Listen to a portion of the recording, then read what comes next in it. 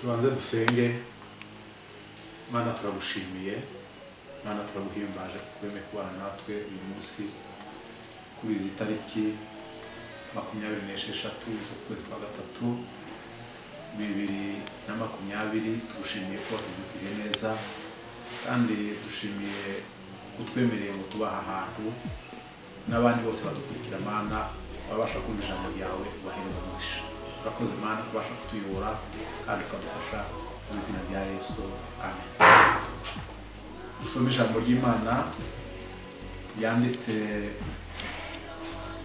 mu buhanuzi bwa Habakuki igice cya 3 n'umurongo wa 17. Bibiliya iravuga ngo naho umutini utatoha, inzabibu ntizera imbuto, bagahingira busa yerayo, n'imirima ntiyera imyaka, intama zigashira mu rugo, n'amashyo agashira mu biraro. Nta kabuza ko no kwishimira Uwiteka kanezererwa mu Mana y'agakiza kanje. Uwiteka Yehova niwe mbaraga zanjye, ibirenge byanjye abihindura k'iby'imparakazi, kandi azantambagiza aherengeye hanjye, amen.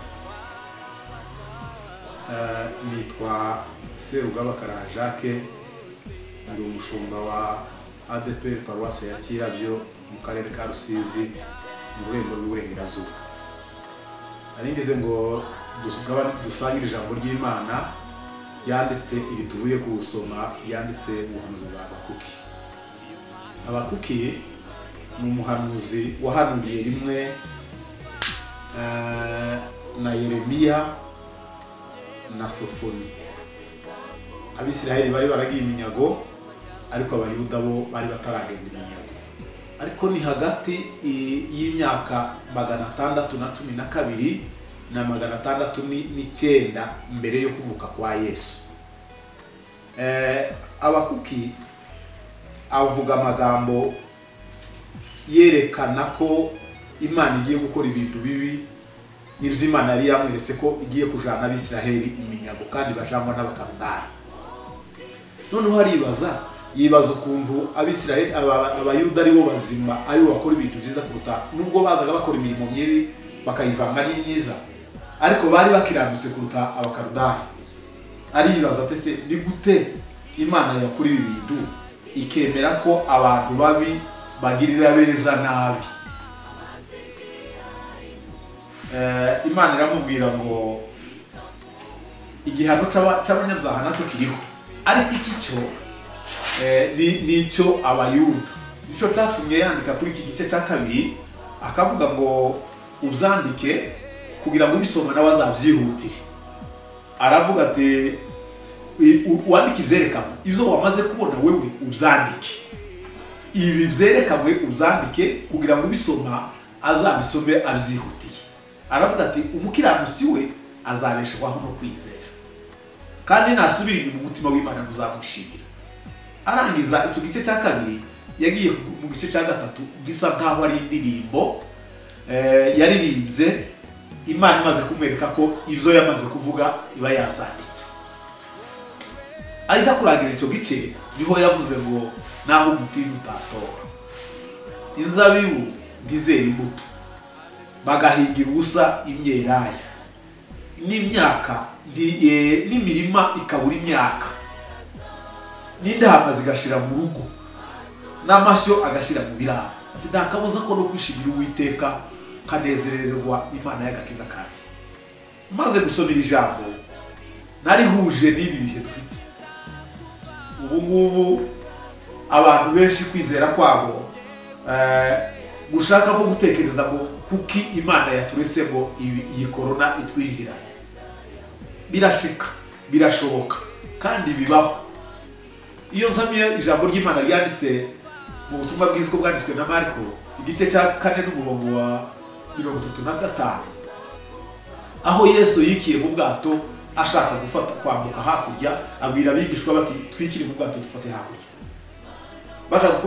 Bamaze kugera mu bwato, Yesu arasinzira, ariko asinzira aryamye ibwerekeza. Abantu bazi kugendera mu mato baza batekereza ibwerekeza ni inyuma.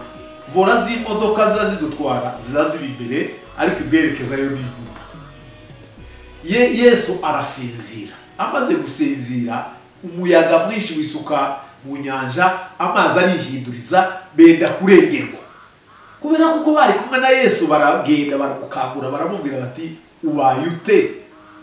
Ntuzitayeho ko tugiye gupfa? Ibi Imana izivyemera. Yesu yari yemeye ko ayo mazi yihinduriza, iyo nyanja imera gutyo, kandi ivyo bihe bibi bikabageraho. Ariko icyo yashakaga kureba ni ukureba ko baza bakamubyutsa. Yari abizi ko ivyo byose bibageraho, ariko bakaza bakamubyutsa, nicyo yabashakagaho. Ibi bihe Abakuki yavuze ari yitegereza ukuntu bagiye kugenda iminyago.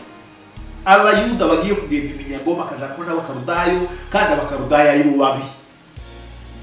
Aribaza se bizageza ryari? Ariko Imana iramusubiza ati wewe ibyo navuze narabivuze kubera ko imirimo myiza ivanze n'imibi.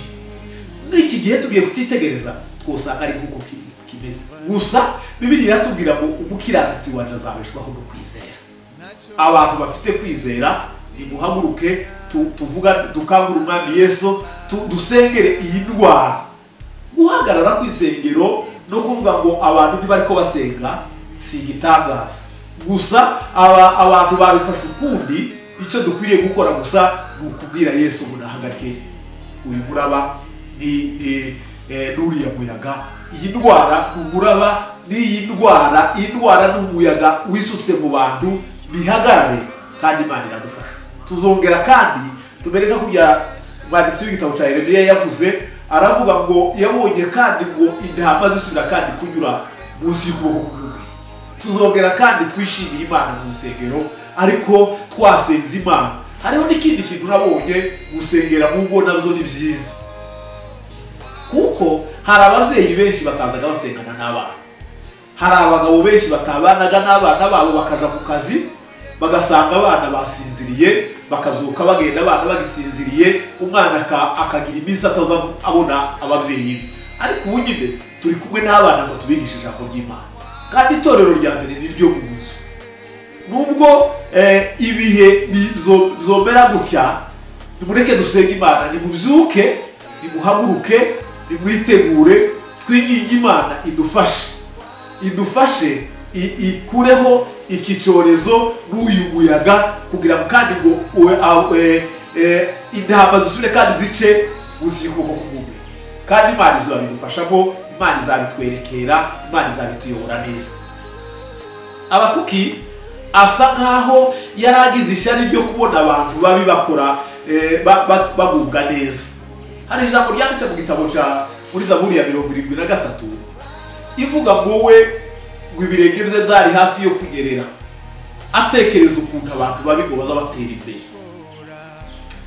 Hari abantu baza baje mu bintu bitabareba, byo kugira ishyari ry'abantu babi. Icyo ntigikwiriye kudutwara umwanya. Igikwiriye kudutwara umwanya gusa ni ukureba kwizera kwacu, ni uguhangana no kwizera kwawe, ariko ukareka uko abandi ibyo abandi bakora bibi bikaza bigutwara umwanya. Igikwiriye kudutwara umwanya gusa ni ukubana kwawe n'Imana, n'urugo rwawe, n'umuryango wawe, n'itorero uyoboye. Abayobozi b'itorero ndabizi ko bari ko bangurikira, n'abayobozi b'imiryango, na bene data bataragira imiryango, twese icyo Imana idushakaho ni ukuyikiranukira. Kandi gukiranuka, Bibiliya itubwira ibintu byo gukiranuka. Nubwo dusomye rivuga ngo naho igitende itatoha, nubwo tutabona ibyo kurya, nubwo tutabona ibyo kurya by'umubiri, ariko ibyo kurya by'umwuka turabifite, kubera ko ijambo ry'Imana ryo ntiryimiriwe. Icyo ubuyobozi bwakoze bwo kwimira ngo abantu batanduzanya ni cyiza, ndumva jewe gishyigikiye, ariko ijambo ry'Imana ryo rigumaho. Wewe fata Bibiliya urugo, ureke gutekereza ngo ibi byimiriwe insengero, oya, ahubwo ikikuyobora ni iki ngiki. Nubwo imitima itatoha, abantu bagahingira mu gusinyera yo ntiyere, ibyo kurya bigashira, ntituzi igihe iki cyorezo kizamara, ariko kubera kurira kw'abera turabizi ko kitazareza ukwezi kumwe kizaba kirangiye. Gusa ibyo kurya byawe wenda ukaba wanubashirwa na todi juru no kudeya ukibaza bizageza ryari. Gusa genda upfukame, Imana iragufasha kandi izabirangiza. Nubwo umutini utatoha, inzabibu ntizera imbuto, bagahingira ubusa imyelayo, amashyi agashira mu biraro, n'inka zigashira mu rugo, nta kabuza ko kwishima. Pawulo ari mu nzu y'imbohe aboshye yarishimye, araririmba ngo arasenga, izindi mbohe ziramwumva, inzugi zirakinguka. Twebwe nitwe dufite devoir yo kubwira abandi ko ibi bizashira bigatambuka. Twoye kuja mu kajorojobero, twoye gutekereza ngo ni inkoni Imana idukubise, twoye gutekereza ibi byose bibaho kandi birashika. Imana izibyemera ku mpamvu zibiri. Ijambo rya mbere, Imana izibyemera kugira ngo irebe uko twifata. Ikindi, Imana izibyemera kugira ngo igerageze kwizera kwacu. Wibuke ko Yobu ibyo bibazo bimubayeho, yibajije akibaza impamvu itumye ibi byose bimubaho, ariko kwari ukugira ngo Imana izikora ibi ngibi kugira ngo irebe uko twebwe tubyifatamo. Uko ubyifatamo, Imana izayemera ko ibihe bibi, ibihe bigoye, ibihe biremereye, ibihe biruhije itugeraho, kandi ikabyemera igize kugerageze kwizera kwawe. Ikindi izibyemera kugira ngo Bibiliya, iyo abantu babi barutse, ibihe bibi biza kugira ngo bibakureho.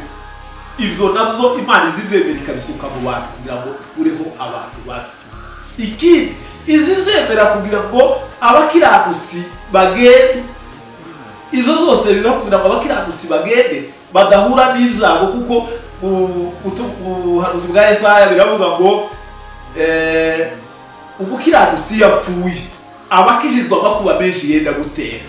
Ibyo nabyo bibaho. Ntimukaze kwibaza ngo se uriya muntu yishwe n'iki ko yakiranuka. Umuntu yapfuye aba afite impamvu, Imana ifite impamvu zayo itadusobanurira. Ntigomba kugusobanurira wowe ngo icyatumye nkora iki n'iki, icyatumye ntekereza iki n'iki n'iki. Imana iba ifite impamvu zayo. N'iyi ndwara Imana ifite impamvu zayo, kuko ifite ububasha bwo kwihagarika ntigere mu bihugu byose kandi yaje.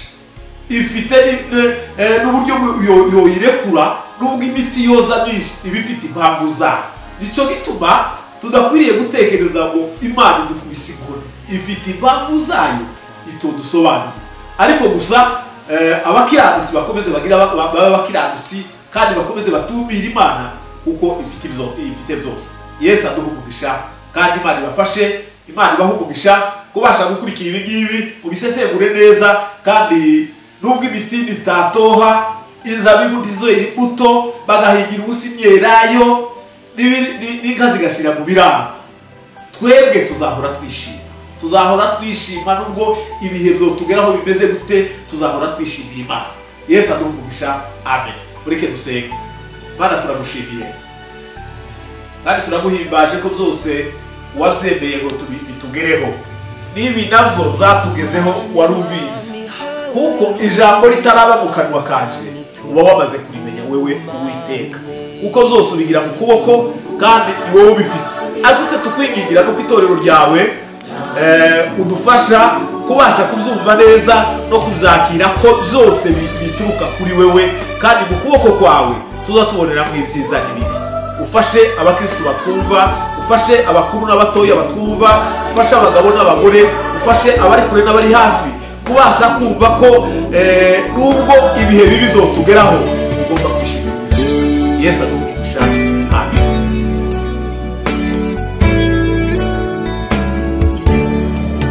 Ku musozi witwa Golgota hicirwaga abagome, abicaga urupfu rw'ibivume, bamanitswe ku giti. Mwami Yesu niho bakujyanye, bakwica urupfu